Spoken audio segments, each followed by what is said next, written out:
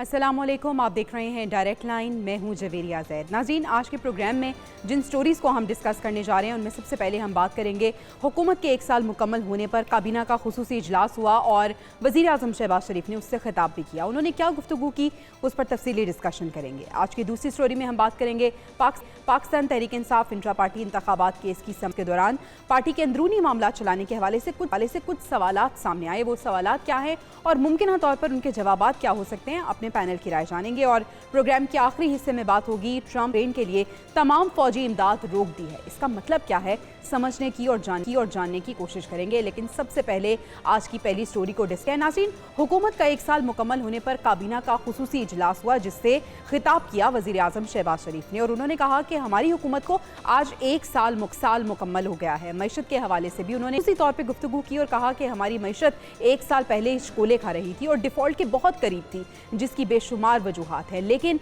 आज मईशत बेहतरी की जानिब गामजन है। अपने पैनल के सामने सवाल ये रखेंगे कि क्या वाकई मईशत बेहतर हो रही है और 1 साल में हुकूमत ने आखिर क्या किया है। अपनी डिस्कशन के लिए पैनल का मैं आपसे तारुफ करा देती हूँ। मोहम्मद आदिल साहब हमारे साथ मौजूद हैं, इसके साथ साथ आमिर खाकवानी साहब और जवाद फैजी साहब भी आज के डिस्कशन का हिस्सा होंगे। आदिल साहब, हुकूमत का 1 साल मुकम्मल हो गया, काबीना का खुसूसी इजलास हुआ, आप भी वहाँ पे मौजूद थे, वज़ीर आज़म शहबाज शरीफ साहब ने गुफ्तगू भी की है, मईशत के हवाले से उन्होंने बात की। उन्होंने कहा है कि 1 साल में ऑपोजिशन कोई स्कैंडल सामने नहीं लेके आई और कुछ दीगर उन्होंने बातें भी की हैं। आप बतौर तज्ज़ियाकार हुकूमती 1 साल को किस तरह से देखते हैं, किस तरह से रीड कर रहे हैं?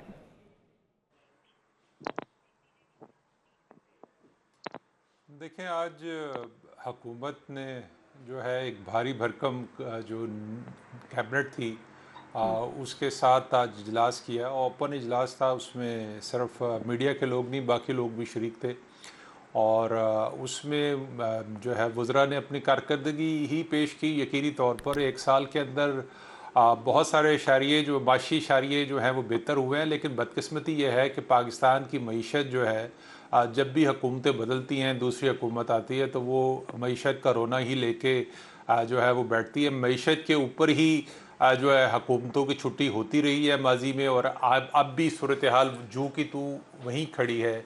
आज प्राइम मिनिस्टर ने बहुत सारी जो बातें की मईशत को लेकर, उसमें एक चीज़ तो ये है कि हम हमेशा जो है वो हमारी मईशत कर्ज़ों के गिर्द घूमती है, कर्ज़े मिलते हैं तो हमारा जो है मामलात आगे चलते हैं। हम सऊदी अरब से अब हमने जो है ऑयल फैसिलिटी ली है, यूएई से हमने अपने रोल ओवर करवाए हैं, चाइना के साथ करवाए हैं। तो 4-5 मुल्क हैं जो हमारी मईशत में जिनका कलीदी रोल है, उनसे हमें कर्ज़े मिल जाते हैं या उनकी तो हमारे जो अफरात ज़र है वो बेहतर हो जाती है। अदरवाइज़ जो पाकिस्तान के अंदर जो कुछ होना चाहिए वो उस तरह से हो नहीं रहा। अफरात ज़र हम कहते हैं कि बेहतर हो गई है, लेकिन उसका जो इम्पैक्ट है वो आवाम पे उस तरह से नहीं नज़र आता। यानी कि आपने अफरात ज़र जो है वो कम करने के जो दावे हैं वो ये कि नहीं है कि महंगाई कम हो गई है, महंगाई बढ़ने की स्पीड में कमी हुई है। वो आप उसको हुकूमतें कैश इस तरह से कराती जैसे महंगाई में कोई खातिर खा कमी हो गई है। महंगाई में तो उसी तरह से चीज़ें, रमज़ान है, जिस तरह से मार्केटों में जो अशियाए खुर्दोनोश का जो हाल है वो सबके सामने है। बिल्कुल तो ऐसे ही है, बेसिक चीज़ लेकिन ये है। और हुकूमती दूसरी इशारे जो इंपॉर्टेंट हैं चीज़ वो जो तो आज खासी बेहतरी की तरफ ये जा है रहे हैं। कि खाकवानी साहब, एक जानिब शुमार हैं जो हुकूमत पेश कर रही है 1 साल मुकम्मल होने पर, एक ग्राउंड रियलिटी है। हुकूमती 1 साल को आप किस तरह से देख रहे हैं और 1 साल पे जब वज़ीर आज़म शहबाज शरीफ साहब ने खिताब किया है और प्रोग्रेस दिखाई है, उसको रीड करेंगे? माजरत के साथ जो आज कैबिनेट का जो दिखाया गया था, वो ऐसे लग रहा था कि शूटिंग हो रही है, कुछ फिल्म की पूरी की शूटिंग हो रही है। सारा कुछ एक फेक और मसनवी दाल में था और प्राइम मिनिस्टर समेत तमाम लोग, कैबिनेट लोग कैमरों के आगे लोग शूटिंग करते नजर आ रहे थे। बाकी जैसे महंगाई कम होने के उन्होंने बहुत दावे किए और उन्होंने सागदार को डबल मुबारकबाद दी, तो तारीफी होगी। तो बात ये है कि मैं यहाँ लाहौर में रहता हूँ, आप लोग भी यहाँ रहते हैं, हमें पता है कि महंगाई कितनी बढ़ी है। मतलब आज ही मैं घर का सामान लेकर आया हूँ, पिछले 1 साल में सबसे महँगा मुर्गी गोश्त हो चुका है। पिछले कई महीनों में 10 माह पहले तक कम हो गया था, लेकिन अब रमज़ान से पहले ही महँगा हो चुका है काफ़ी। और अब तो आज तो बिल्कुल एक मैं सब सूखा-फिगर अपने घर के दिनों में हर एक का ही मसला है। मेरा घर के हर एक का सामान है, तो इसमें सब्जियों से, आलू प्याज से लेके हर चीज़ यानी आम जो चीज़ें जो रोज़मर्रा इस्तेमाल की है, वो सब महँगाई में हुई। इस तरह कमी हुई हुआ ये है कि लोगों की जो खरीद कम हो रही है, उल्टा उनकी जो कमर टूटी पड़ी है उनकी, तो उसको मैं ये नहीं पता क्या आदात हमारा क्या हिसाब किताब होता है। हम तो आम लोग देखते हैं, चीजों से ज्यादा लगाते हैं, लेकिन जो हमारे घर में आने वाला सामान है वो सस्ता हुआ, जो महंगा हुआ है, पेट्रोल जो हम इस्तेमाल करते हैं वो महंगा हुआ है, सस्ता हुआ है। घर में सब्जी आती है, गोश्त आता है, फिर दालें आती हैं, या और चीजें, घी, ऑयल कितना, कुकिंग ऑयल कितना ज्यादा महंगा हुआ है। पिछले 3-4 साल से, बल्कि 4-5 साल से वो जगह पे दिखा हुआ था, 3-4 साल से कुकिंग ऑयल वो भी महंगा हुआ, तो हर चीज महंगी हुई है। मेरे समझ से बाहर है कि तारीखी कमी कहाँ और कैसे वाकया हुई है। या तो शायद लोगों की बिल्कुल कमर टूटी पड़ी है, उसको ये खुशी से और फखरे बयान कर रहे हैं कि हम उसमें, मैं बस नहीं समझ पाया। बाकी एक ठीक है, साल में ठीक है जवाब देखो फैजी साहब, हुकूमत का वज़ीर एक आज़म साल, शहबाज शरीफ ने कहा है कि हुकूमती एक साल मुकम्मल हुआ है, एक साल पहले मईशत जो है वो डिफाने पे थी, हमने मईशत को बहुत बेहतर कर दिया है। एक जानिब ये दावे और दूसरी जानिब आवाम वैसे की वैसे परेशान है, बल्कि महंगाई में भी इजाफा हो रहा है। किस तरह देख रहे हैं आप? शक नहीं है कि डिफॉल्ट के दहाने पर तो थे हम। इसमें भी कुछ है कि खतूत लिखे गए और कहा कि कर्जे ना दिए जाएं, सहूलतें ना दी जाएं पाकिस्तान को, और वो टेलीफोनिक कन्वर्सेशंस भी हमारे सामने आई। फिर वो खत जो लिखे गए वो भी हमारे सामने आए। इस हवाले से तो उनकी गुफ्तगू में मैं समझता हूँ कि कोई शक व शुबा नहीं है कि डिफॉल्ट के दाने पर न सिर्फ ले जाने की कोशिश की गई, हमने श्रीलंका से सीखा जी कि बहुत कुछ सीख के आए हैं, और उसके बाद वो डिफॉल्ट कर गया, ये बात तो है। दूसरी जगह बात, अभी मेरे दोस्त ये फरमा रहे थे कि महंगाई है, इसमें कोई शक नहीं कि हमें माजी में किसी ने बताया था कि अगर खलीफा वक्त के कमीज नहीं बन सकती, कुर्ता नहीं बन सकता तो पूछना चाहिए। तो मैं तो ये भी पूछूंगा और सबसे ही पूछूंगा, खुद अपने आप से भी सवाल करूंगा कि मुझे ये बताइए कि अगर एक मुकर्ररा नर्ख मौजूद है मार्केट्स में लगे हुए, लेकिन अगर हाजी साहब जो है वो जखीरा अंदोजी कर लेते हैं, और उसके बारे में कुरान और सुन्ना के मुताबिक जखीरा अंदोजी करने वालों के बारे में क्या कहना है। पाकिस्तान जो है वो पूरी दुनिया में बड़ा मशहूर है कि ये चैरिटी सबसे ज्यादा करते हैं, लेकिन हाजा मिन फजल रब्बी अपने घर के ऊपर लिखवा के और कुछ महंगी कर देना। मार्केट से सामान जो है जितने में होना चाहिए, अभी खाकवानी साहब बिल्कुल दुरुस्त कह रहे थे, मैं भी इसका शिकार हूँ, आप भी इसका शिकार हैं, लेकिन असल बात तो ये है कि अब वो हुक्मरान को पकड़ना है या उस इंतजामिया की जिम्मेदारी है। अगरचे हुक्मरानों की ही जिम्मेदारी है कि वो भी इस पे नजर रखें, लेकिन मसला ये है कि बहैसियत मजमुई हम हज और उम्रा करने वालों में तो पहले दूसरे नंबर पे हो पूरी दुनिया में, लेकिन उसके साथ मुझे ये बताइए कि आपके मोहल्ले का अगर दुकानदार आज खुद उसकी कीमत में इजाफा कर देता है, तो क्या मेरे अंदर, आपके अंदर ये हिम्मत है कि उससे पूछ सके? मोहल्लेदारों के अंदर हिम्मत है पूछ सके? हमने ये देखा कि हुक्मरान तो ये नहीं कहते, वो कोई भी हो, वो किसी की भी हुकूमत हो, वो किसी भी जमात की हुकूमत हो, ठीक है जवाब साहब, लेकिन चेक एंड बैलेंस तो होना चाहिए ना। अच्छा आदिल साहब, वज़ीर आज़म साहब ने बात की कि काबीना में इजाफा हुआ है, वो कह रहे हैं कि शमूलियत से पूरा उन्हें यकीन है कि एक तो हुकूमत को भी और आवाम को भी फ़ायदा होगा। अपेरेंटली आवाम को तो कोई फ़ायदा नहीं हुआ। काबीना में उन्होंने इजाफा किया है, साथ ही साथ तनख्वाहों में भी इजाफा किया है, तो यकीनन शायद हुकूमत को कोई फ़ायदा हो जाए, लेकिन आवाम को तो कोई फ़ायदा नहीं हमें नज़र आ रहा है इससे। देखिए, आवाम को इसका क्या फ़ायदा होना। पहले ही आवाम के साथ जो है जिस तरह से सलूक किया जा रहा है, जो जिस तरह से उनको निचोड़ा जा रहा है, जिस तरह से उनके ऊपर टैक्स उनके ऊपर लगे हुए, हर चीज़ के ऊपर तो टैक्स है। और असल प्रॉब्लम यह है कि आप हुकूमत का काम था कि उसने अपने गैर तरक्याती अखराजात जो हैं उनको कम करना था। आपने एक साल से आप ये रो रहे हैं कि मुल्क की जो मईशत है उसके बुरे हाल हैं, पाकिस्तान जो है वो डिफ़ॉल्ट होने की तरफ जा रहा था, और जैसे ही आपने अपने इशारे कुछ बेहतर किए तो आपने अपनी काबीना जो है उसकी तादाद बढ़ा ली। और काबीना की तादाद बढ़ने का क्या मतलब है कि उसका खजाने के ऊपर बोझ नहीं पड़ेगा, उसका यकीनी तौर पर खजाने के ऊपर जो है वो बोझ पड़ेगा। और जो लोग आए हैं वो झंडे वाली गाड़ी और बाकी फैसिलिटीज और जितना भी जो भी कुछ है यहाँ पे, तो लोग जो यहाँ पर रहते हैं सरकारी घरों के अंदर, वहां पर कोई चीज नहीं छोड़ते, तो ये वुज़रा कैसे कोई चीज छोड़ देंगे यहाँ पर? तो ये सिर्फ जुबानी कलामी बातें, दावे करना जो है वो बिल्कुल मुख्तलिफ बात है। और जो दूसरी तरफ जो है वो सूरत हाल ये है कि आपने कफायत शायरी की तरफ जो है वो आपका कोई जो है वो नहीं है। अच्छा आदिल साहब, वज़ीर आज़म साहब ने कहा कि हमारी मईशत कर्जों के गिर्द घूमती थी, लेकिन मईशत तो अभी भी कर्जों के गिर्द ही घूम रही है। IMF के रहमो करम पे हैं हम। एक साल में सरमायाकारी में क्या इजाफा हुआ है?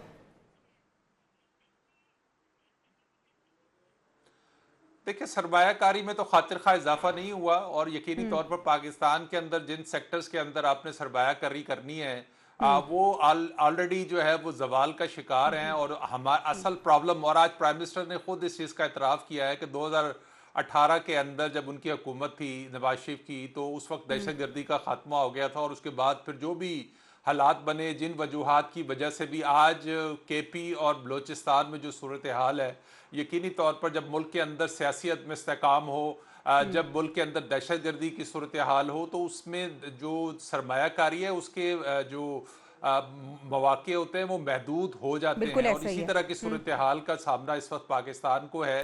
तो कोशिशें तो यही है कि कंसेंसस होना चाहिए। जो हमारी मईशत के मसाइल हैं उसमें जो सबसे बड़ा मसला है कि हम कर्ज़ों के बजाय हम कर्ज़ों पे हमारा डिपेंड ज़्यादा करते हैं, हम अपनी इनकम बढ़ाने की बात जो है वो नहीं करते, ना हमने बिल्कुल आज ऐसे ही है। तक और अपना आईएमएफ टैक्सेशन का जब आता सिस्टम। है तो हम बड़े खुश होते हैं कि भाई वो हमारी जो रिपोर्ट्स में होंगे और हमें कर्जे देंगे। खाकवानी साहब, वज़ीर आज़म साहब ने कहा है कि अब वो दौर है कि वर्ल्ड बैंक समेत तमाम आलमी इदारे अपनी ज़बान से कह रहे हैं कि हमारे मैक्रो इकनॉमिक इशारे बेहतर हो रहे हैं।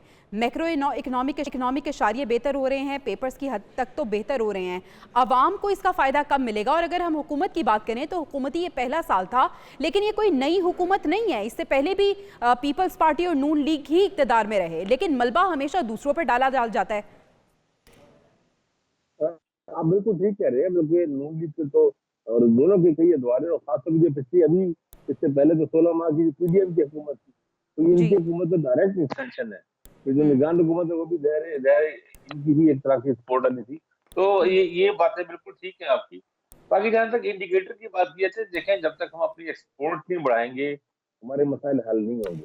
हम उसके बजाय हमने ये किया है कि भाई कई जगहों पे हमारी इंडस्ट्री भी बिल्कुल, आपको पता है, बिल्कुल एक तरह की रुकी हुई है चीजें, वहाँ ग्रोथ हो नहीं रही, और इकोनॉमी को अपनी एक तरह से रोक कर इम्पोर्ट कम करने के चक्कर में ये सारा हमने कर रखा है। लेकिन जब तक हमारी एक्सपोर्ट नहीं बढ़ेगी, हमारी इकोनॉमी एक एक्सपोर्ट ड्रिवन इकोनॉमी नहीं होगी, तब तक हमें उसका इम्पैक्ट नहीं बढ़ना ना। जब तक देखे ना हमारा जो ये जो मसला हमारा ये ट्रेड डेफिसिट का है, बस हमें डॉलरों का मसला रहता है कि हमें पेमेंट्स करनी है। अब हम बाकायदा तौर पे हमें अब तो मुझे तरले पे हम आ गए हैं अपने दोस्त लोगों के भी कि ये जो कर्जा हमने देना है आपका, इसे रोल ओवर कर दे। तो रोल ओवर करते हम उससे बड़ी खुशी बनाते हैं कि जी देना तो फिर भी है, आपको इंटरेस्ट ही आपको इतना पड़ रहा है। तो हमें इससे आउट ऑफ बॉक्स सोचने की जरूरत है, और इकोनॉमी को में एक तो नए रास्ते खोलने की जरूरत है, नए राहें निकालने की जरूरत है।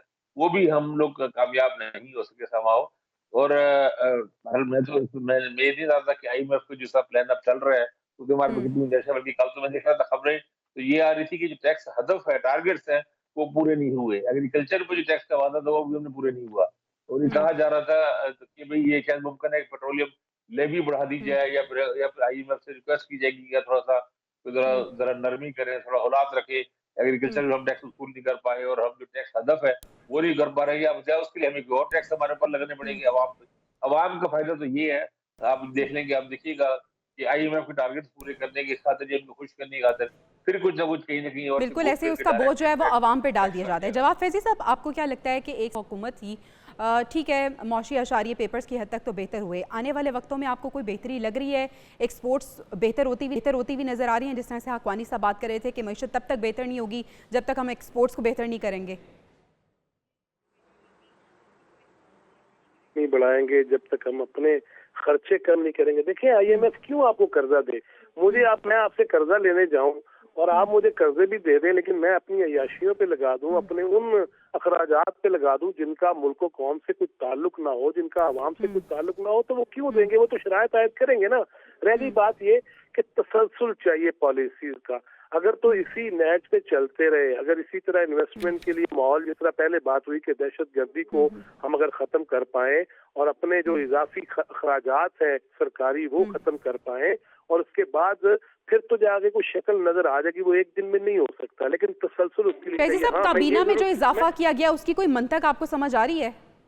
देखिए मंतक की जहाँ मैं एक जुमला पहले कह लूं कि बांग्लादेश के साथ फर्स्ट टाइम ऐसा हुआ कुछ अर्सा पहले कि लाखों टन चावल हमने एक्सपोर्ट किए हैं उनको। अगर इसी तरह खारजा अमूर पे हम ताल्लुकात बेहतर करने की कोशिश करते रहे और अपने राह रस्म बढ़ाते रहे, अपने तनाजात खत्म करते चले गए तो फिर तो बेहतर होगा। रह गई बात काबीना में, देखिए मैं तो कुछ मंतक मुझे इसलिए समझ किसी भी चीज की नहीं आती कि इस यहाँ कौमी असम्बली और सेनेट के जो मेंबरान हैं उनकी तनख्वाहों में इजाफा हो तो तब अपोजिशन रेड लाइन भी भूल जाती है, अडयाला को भी भूल जाती है, महात्मा को भी भूल जाती है, कायद को भी भूल जाती है, बानी को भी भूल जाती है, और तब कोई बाइकाट नहीं होता, तब कोई कॉपियां नहीं फेंकी जाती, तब कोई स्पीकर के डायस का मुहासरा नहीं होता। लिहाजा इस हवाले से तो देखा जाए तो अपोजिशन हो या हुकूमती अरकान हो, उनका रिकॉर्ड हमारे सामने है कि अपनी मराहत के हवाले से तो सारे मिल जाते हैं, लेकिन जहां मुल्क की मामलात की बात हो, पॉलिसीज बनाने की बात हो, तरामीम की बात हो, तब सियासत शुरू हो जाती है। तो ये तो बस दुआ की जा सकती है रमजानुल मुबारक के महीने में कि अल्लाह अब तमाम तर को हिदायत दे और अवाम का सोचने की हिम्मत और तौफीक। अवाम की बात हो रही है, अवाम में मैं भी शामिल हूँ, आप भी। महंगाई हमारे लिए तो कम नहीं हुई बल्कि रोज़ बरोज़ इसमें इजाफा हो रहा है, लेकिन वज़ीर आज़म साहब कह रहे हैं कि महंगाई 9.5 साल की कम तरीन सतह पे आ गई है, मईशत बेहतर हो रही है। ये महंगाई इतनी कम हुई है लेकिन हमें नज़र क्यों नहीं आ रही?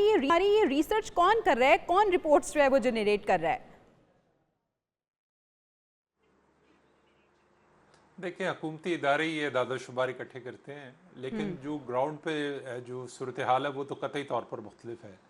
आप चीज़ें जो महंगी हो गई हैं बेसिकली उनको भी तो आपने कम करना है। आप किस तरह से कम कर सकते हैं? एक तरफ आप बिजली की कीमतें बढ़ा रहे हैं मुसलसल, पेट्रोल की कीमतें आप बढ़ा देते हैं। तो जब जो जो बेसिक है जिनकी बुनियाद के ऊपर आपके जो महंगाई का जो है वो इशारिये आगे पीछे होने हैं, वो उनके ऊपर आप कंट्रोल नहीं करेंगे तो फिर आप किस तरह से जो है वो आप ये कह सकते हैं कि इसका जो आवाम के ऊपर उसके ऊपर कोई पॉजिटिव इम्पैक्ट आ सकता है। दूसरी चीज़ ये है कि आज एक प्राइम मिनिस्टर साहब ने बात की कि सिंध हाई कोर्ट ने एक टैक्स का डिसीजन दिया जिसकी वजह से 23 अरब रुपया जो है हुकूमत के ख़जाने में आया। 4000 अरब के केसेस जो हैं वो इस वक्त जो है वो मुख्तलिफ अदालतों के अंदर स्टे ऑर्डर की नज़र हुए हुए हैं।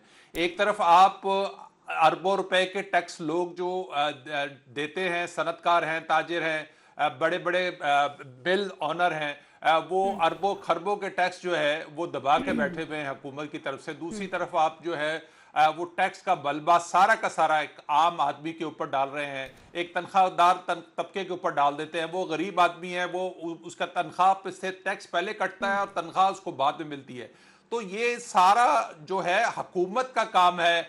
अदलिया को जो है वो उसको सोचना चाहिए कि चीज़ों को किस तरह से जो है वो ठीक करना है। दूसरी चीज़ ये है जो 8.5 अरब की जो ब्लीडिंग हो रही है, मुख्तलिफ हमारे जो सफ़ेद हाथी जो हमने पाले हुए हैं जिनकी ना हम निजकारी कर सकते हैं, ना जो है वो मईशत के ऊपर बोझ है, वो मुसलसल जो है वो ब्लीड कर रहे हैं। तो हमारे अरब जो अवाम के टैक्स के पैसे हैं वो इन इदारों के ऊपर खर्च हो रहे हैं। तो ये हुकूमत ने इसकी जो है वो पॉलिसी बनानी है, किसी जो है इनको किसी उस पर पहुंचाना है। फिर बिल्कुल ऐसे ही हुकूमत ने पॉलिसी बनानी है, लेकिन हुकूमत इसमें लिया। खाकवानी साहब, अगर आपसे पूछा जाए कि हुकूमती 1 साल कारकर्दगी को आप किस तरह से रीड कर रहे हैं तो आप क्या कहेंगे?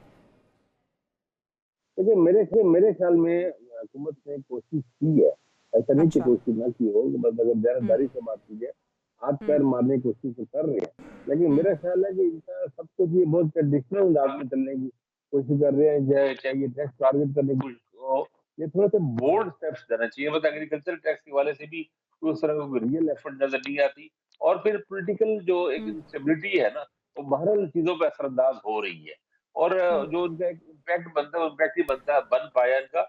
और ये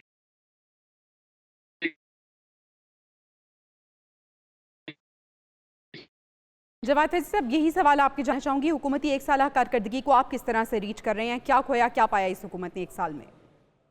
फानी साहब फरमा रहे थे, उनकी आवाज शायद कट गई। देखिए, इशू ये है कि कोशिश तो बहरहाल हुकूमत कर रही है। मैं खुद पर्सनली जानता हूँ इसहाक डार साहब जिस तरह खारजी अमूर पे दिन रात एक किए हुए हैं। आज उनको प्राइम मिनिस्टर ने मुबारक भी दी कि वो जब वजीर खजाना थे तब क्या सूरत हाल थी, और आज वो नायब वजीर आजम भी हैं, वजीर खारजा भी है। देखें, हमें ये सारी चीजें सामने रखना होंगी कि जिस तरह हमने अपने खारजा उमूर का भट्टा बिठाया, जिस तरह हमने बैरूनी मुमालिक से ताल्लुकात खराब तर कर डाले थे, उसको भी तो रीबिल्ड करना है ना, उसको भी तो फिर से बहाल करना है। बहाल करेंगे और अपना आईना, अपना चेहरा जो है वो दिखाएंगे कि हम बेहतर हो रहे हैं, हम पकड़ कर रहे हैं, हम मामलात की बेहतरी की कोशिश कर रहे हैं। अभी ये बात हुई, अगर जिस तरह इतने ज्यादा पैसे जो है वो दबा के रखे हुए हैं कारोबारी तबके ने, या जो चुराना चाहते हैं, जो टैक्स नहीं देना चाहते, जो वो उस पर पूरा नहीं उतर रहे, और अदालतों में अगर वो मामलात हैं,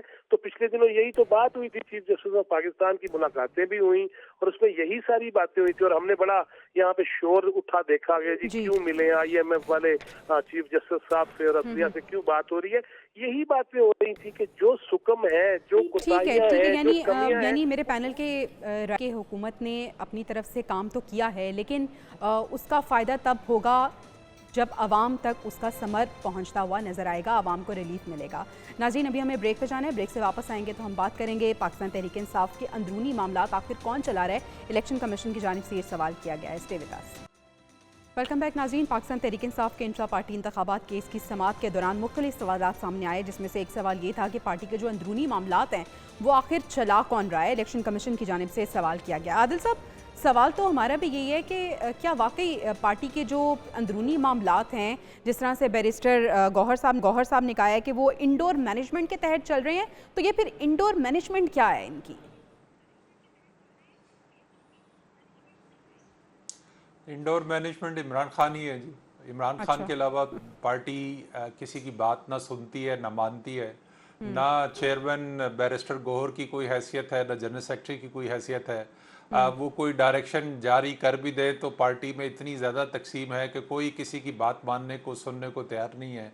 जो जेल से पैगाम आता है, जिसके ज़रिए भी आए, वही बयानिया पूरी पार्टी का बन जाता है। वही उसी बुनियाद पर लोगों को निकाल भी दिया जाता है और उनकी दोबारा पार्टी में शमूलियत भी हो जाती है। तो ये सारा सिस्टम जो है तहरीक इंसाफ का जो है वो इमरान खान के गिर्द घूम रहा है। इसीलिए हमेशा से जो इलेक्शन हैं तहरीक इंसाफ के, वो मतनाज़ा रहे हैं। हर दौर में जब भी तहरीक इंसाफ ने इलेक्शन करवाए हैं तो वो इस सारी मुश्किल से बाहर नहीं निकल सकती। अब तो इलेक्शन कमीशन ऑफ पाकिस्तान में जो अब भी डॉक्यूमेंट जमा कराए हैं तहरीक इंसाफ ने, वो भी नामुकम्मल डॉक्यूमेंट्स है। उनके जो जनरल सेक्रेटरी है उनके ऊपर ऑलरेडी ये इल्ज़ाम मौजूद है कि चूँकि वो इलेक्टेड नहीं है, इसलिए जो तहरीक इंसाफ का अपना आइन है, उनका अपना जनरल सेक्रेटरी अपने आइन के मुताबिक जो है वो काम नहीं कर रहा या उसका इंतखाब नहीं किया गया। तो जब आप पार्टी के अंदर ही आइन और कानून को मद्देनजर नहीं रखेंगे, जब आपके पार्टी इलेक्शन सिर्फ पसंद नापसंद की बुनियाद पर होंगे, सब बाकी जमातों के इलेक्शन भी जो है वो खाना पूरी होती है, लेकिन उसके बावजूद चीज़ों को जो कागजी कार्रवाई जिसे कहते हैं कि वो पूरी की जाती है। यहाँ पर तो हमेशा से ही जो है वो सवालिया निशान रहा है। जस्टिस वजीउद्दीन जो ने इलेक्शन करवाए उसके ऊपर क्वेश्चन मार्क लगा, जो है नवानी साहब ने इलेक्शन करवाए उनके ऊपर क्वेश्चन मार्क लगा।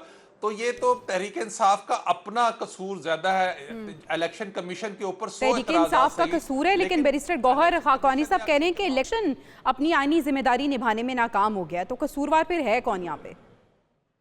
देखिए, इलेक्शन कमीशन से तो PTI की बहुत सारी शिकायत हैं और कुछ मसले तो हैं, मतलब मखसूस चिस्तौल मामला अभी तक सेटल नहीं हो सका। सुप्रीम कोर्ट के फैसला मौजूद है, आप जानते हैं ना, फैसला तो वो दरामद ही, मतलब फैसला तो मौजूद ही है ना, वो अक्सरी फैसला 8 रुकनी बेंच वाले फैसले, उस पर कहाँ अमल, कितना अमल हुआ है। हाल ही यहाँ पे ये है कि सेनेट के फोरम में अधूरा अभी तक, क्योंकि इलेक्शन सेनेट के नहीं हो पा रहे, क्योंकि मखसूस इश्यूज का मसला हल नहीं हुआ। तो वो इलेक्शन कमीशन की वैल्यू अपनी जगह। बाकी देखें, पाकिस्तान में सियासत ऐसे ही होती है, सियासी जमातें लीडर के नाम पर चलती, जो लीडर हो। मैं मिसाल देता हूँ, जब नवाज शरीफ साहब बाहर थे तो वो मुस्लिम लीग के सदर तो नहीं थे, सदर तो शहबाज शरीफ थे, लेकिन शहबाज शरीफ की मुस्लिम लीग भी कहाँ चलती थी।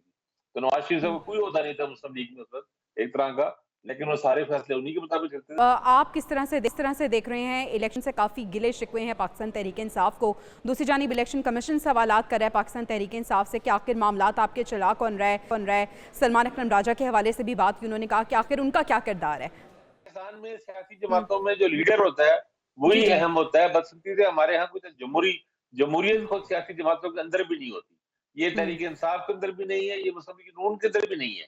तो मैं ये हम्म बात कर रहा था कि नवाज शरीफ साहब जो नहीं थे पार्टी के हम्म सरबराह, पार्टी के सदर शहबाज शरीफ थे, तभी नवाज हम्म शरीफ साहब की बातें चलती थी ना। शहबाज शरीफ साहब तो बिल्कुल ही जा रहे मौसर थे। तो आज भी आदिल हम्म साहब ने ठीक कहा, जो जेल से इमरान खान की हिदायत होती है, पार्टी उसी मुताबिक चलती है, चाहे उनकी पोजीशन है पार्टी में, ओहदा है हम्म नहीं है, जो मसले तो ये वैसे वैसे हम्म हमारी यहाँ सियासी जमातें जमहूरियत का नाम बहुत लेती है, लोग रट लगाती है जमहूरियत की। उन्हें हम्म अपने अंदर जमहूरियत नाफिज करनी चाहिए, इलेक्शन भी प्रॉपर कराना चाहिए, और इलेक्शन हम्म जिन्होंने कराए भी हैं, वो भी आप हम्म देखेंगे जब मुस्लिम लीग को भी आप जो पीएस पार्टी है, दूसरी जमातें, उन पर तो इलेक्शन कमीशन को इतराज नहीं है ना। तो उनके हम्म जो डिस्ट्रिक्ट लेवल के, डिवीजन लेवल के, सूबाई, वो सारे नामजदगियां ही, नॉमिनेशन ही है। ऐसा नहीं है कि डिवीजन की सतह पे कोई इलेक्शन हुआ हो, कि डिवीजन की सदर बने हो, या डिस्ट्रिक्ट प्रेसिडेंट बने हो, या सूबाई सदूर बने हो। ऐसा नहीं है, वो एक नाम हम्म निहाद इलेक्शन होता है। हर पार्टी में हम्म बिला मुकाबला मुंतखब हो जाती है। लोग तो हम्म जमहूरियत, हमारी सियासी जमातें जमहूरियत को टूल की तरफ यूज करती है, लेकिन वो खुद अपने अंदर जमहूरियत नहीं लेके आती। तो ये हम्म भी एक बड़ी वीकनेस है हमारे जमहूरी सिस्टम की। तहरीक इंसाफ भी बहरहाल इसी का ही शिकार है, लेकिन इलेक्शन कमीशन को भी अपनी भी जिम्मेदारी अदा करनी चाहिए ना, सिर्फ हम्म दूसरों में बातें करने के बजाय। इसका मैंने कहा कि सेनेट का फॉर्म तक अभी तक हम्म पूरा नहीं हो पाया, केबी में हम्म इलेक्शन नहीं कर पाया, खवातीन रिश्वतों का मसला हल नहीं कर सके, सुप्रीम कोर्ट के फैसले भी अमल दरामद नहीं कर सके, मखसूस रिश्वतों की सेटलमेंट ही नहीं हो पाई हम्म अभी तक। तो ये मसाइल खुद खैर से इलेक्शन कमीशन के भी ठीक है, काफी यानी सारी एक कमजोरियां तरफ हैं। तहरीक इंसाफ से जो सब गए हैं इलेक्शन कमीशन की जानिब से वो अपनी जगह हैं जवाद फैज़ साहब, लेकिन दूसरी तरफ आपको लगता है कि इलेक्शन कमीशन अपना किरदार बाखूबी निभा रहा है?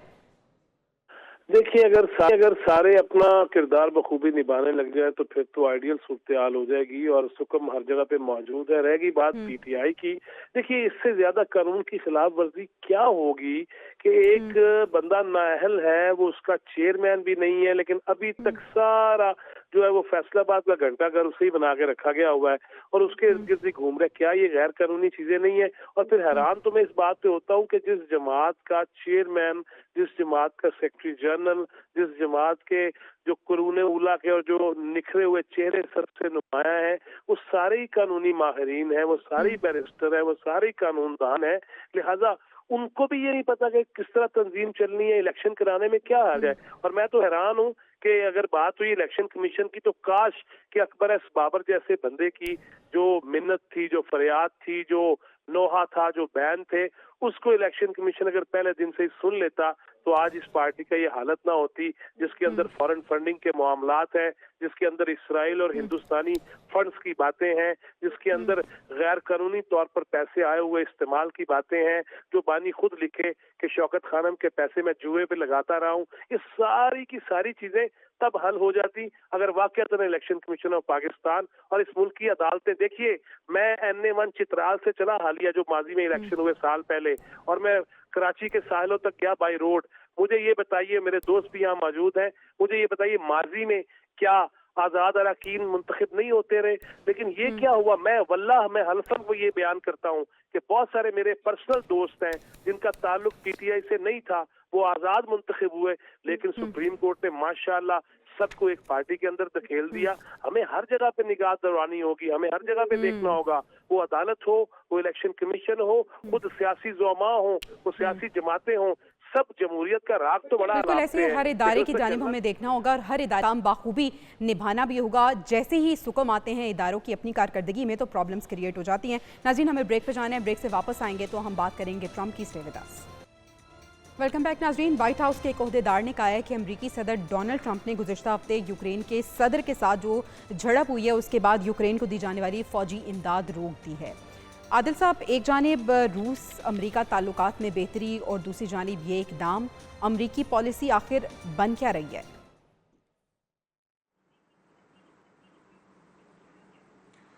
देखें, एक बड़ा पॉलिसी शिफ्ट है और ट्रंप अपनी कैंपेन से लेकर अब तक यही कोशिश कर रहे थे कि ये जंग के अंदर जो है जंग बंदी हो जाए और अब यकीनी तौर पर एक नई सफ़ बंदी हमें देखने को मिल रही है। जो नेटो और यूरोपीय ममालिक हैं वो अब अमेरिका के साथ जो उनका एक खलीज पैदा हुआ है, वो आने वाले दिनों में जो पावर का जो तवाज़ुन है वो उसके अंदर एक हमें देखेंगे कि एक काफ़ी ज़्यादा जो है वो डिस्टर्बेंस नज़र आएगी। इसमें जो सबसे इम्पोर्टेंट रोल इस वक्त आने वाले दिनों में नज़र आएगा वो चाइना का होगा कि चाइना अपना बोझ जो है वो किस तरफ डालता है, अपना वज़न किस तरफ डालता है, कि क्या वो नेटो के साथ जाके हाथ मिलाता है या अमेरिका के खिलाफ ही उसी तरह से चीज़ों को लेकर चलता है। और तो ये रोल कितना इम्पोर्टेंट होगा आदिल साहब? सूरत हाल है। दूसरी चीज़ ये है कि जो देखिए नेटो के लिए बहुत ज़रूरी है यूक्रेन की हिमायत करना, क्योंकि जो गेटवे है रशिया को वो अपना दुश्मन समझते हैं। और बदकिस्मती ये है कि जो पूरे यूरोपीय ममालिक है उनका जो डिफेंस का बजट है वो रशिया का पूरा जो डिफेंस बजट है इन तमाम यूरोपीय ममालिक के डिफेंस के बजट से ज़्यादा है।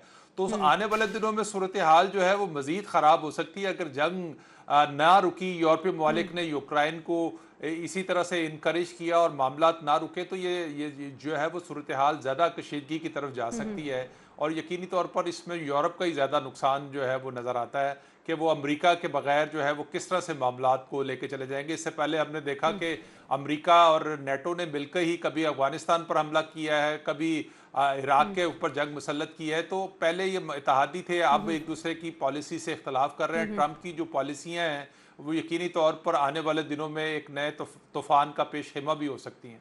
ठीक है खाकवानी साहब, यूक्रेन की इमदाद पर पाबंदी आपको ज़ेलेंस्की और ट्रंप की जो झड़प थी ये वही वजह बनी है इसकी? बिल्कुल 100% वही उसी की एक्सटेंशन है।